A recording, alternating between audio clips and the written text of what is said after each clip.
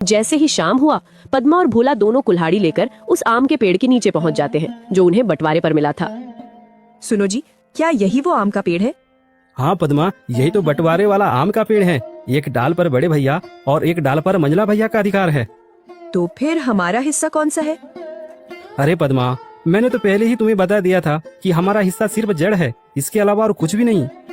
तो फिर ठीक है, इस पेड़ का जड़ तो हमारा है, इसलिए इस जड़ को रखे या काटे हमारी अपनी मर्जी।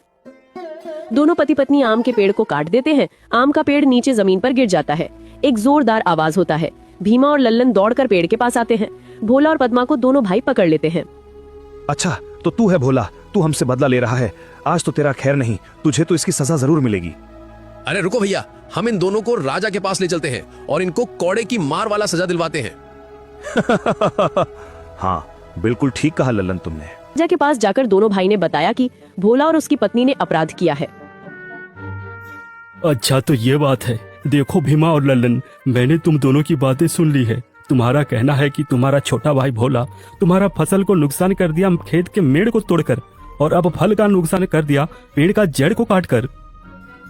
कहो भोला, क्या ये सच है? तुमने ऐसा क्यों किया? महाराज, मैंने कुछ गलत नहीं किया है। खेतों की बंटवारे करते हुए मेरे दोनों भाइयों ने सभी खेत अपना नाम कर लिया और सिर्फ मेड़ मुझे दिया। अब मेरा मेड़ मेरा मर्जी, मैं तोड़ूं या रखूं महाराज, इसमें किसी को कोई आपत्ति नहीं होना चाहिए। और आम का पेड़ को तुमने जड़ सहित क्यों काट दिया? वो तो अपराध है। महाराज, जब बंटवारा हुआ था तब मेरे दोनों भाइयों ने आम से लदे हुए डाली ले गई और मुझे सिर्फ आम के पेड़ का जड़ को दिया। अब चूंकि महाराज जड़ मेरा है तो मैं काटूं या रखूं, ये मेरी मर्जी महाराज। इसमें किसी को हस्तक्षेप करने का कोई अधिकार नहीं है महाराज। चूंकि जड़ मेरा था तो मैंने इसे काट दिया। वैसे तुम्हारा भी कहना सही है। तुमने तो खूब बदला लिया है भोला, ईंट का जवाब पत्थर से। वाह भाई वाह, मान गए तुमको भोला। महाराज, आप तो भोला की तारीफ करने लगे, हमें न्याय चाहिए। मूर्ख, तुम दोनों ने अपने छोटे भाई के साथ अन्याय किया है और अभी न्याय की आस लेकर मेरे पास आए हो। इससे पहले कि मैं तुम्हें कोड़े लगवाऊं, तुम निकल जाओ यहाँ से। उस भोला की इतनी हिम्मत, उसने सरेआम हमें बेइज्जत किया है। उस भोला को तो सबक सिखाना ही पड़ेगा। हाँ भैया, नहीं छोड़ेंगे उसे। भोला और उसकी पत्नी रोज की तरह आज भी मुखिया के खेतों पर काम कर रहे थे। दोपहर के बाद जैसे ही दोनों खाना खाने बैठते हैं, तभी वो चिड़िया दोबारा उनके पास उड़कर आती है। अरे अरे, यह चिड़िया तो फिर से यहाँ आ गई।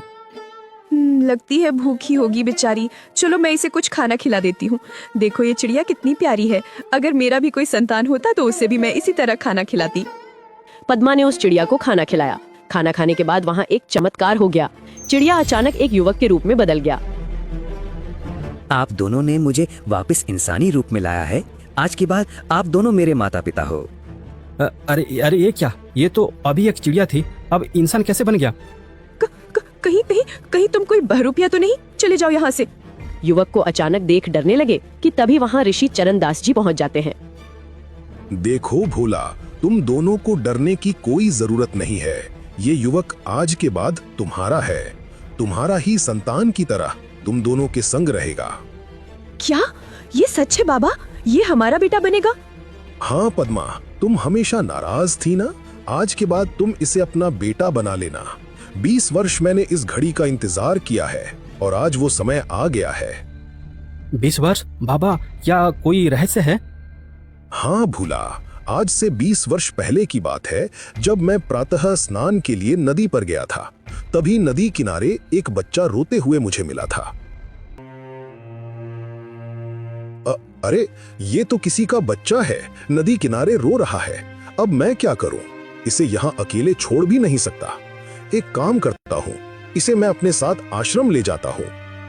ऋषि चरणदास ने उस रोते हुए बच्चे को गोद में उठाकर अपने आश्रम ले आते हैं। हे ईश्वर, ये कैसी लीला है। मैं एक सन्यासी, इस बच्चे को देखभाल करना मेरी बस की बात नहीं। केवल एक माँ ही संतान का सही देखभाल कर सकती है, कोई दूसरा नहीं। ऋषि चरण जी बड़ी असमंजस में पड़ गए थे।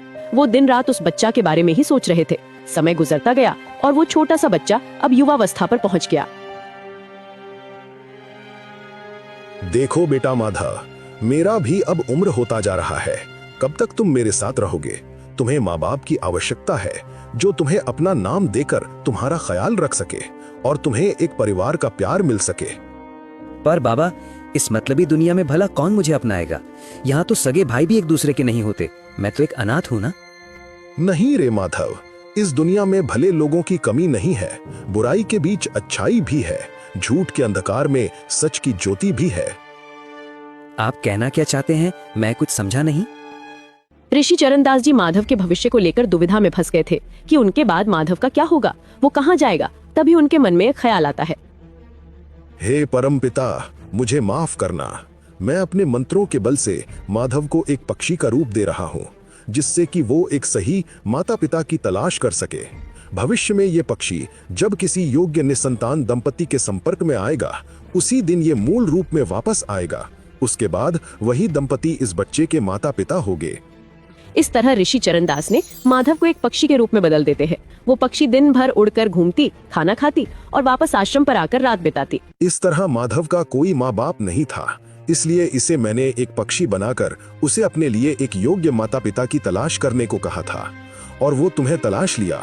आज उसके लिए माँ बाप मिल गया है, इसलिए उसे अब पक्षी बनने की जरूरत नहीं है।